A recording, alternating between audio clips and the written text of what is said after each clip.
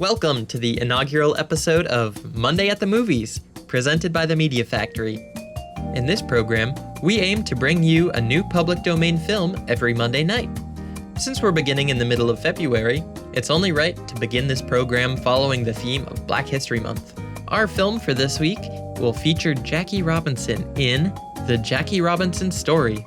Most well known for integrating Major League Baseball, Jackie Robinson also served in the Army, became an active leader in the Civil Rights Movement, and helped found multiple businesses whose purpose it was to lift up those who were left behind by society.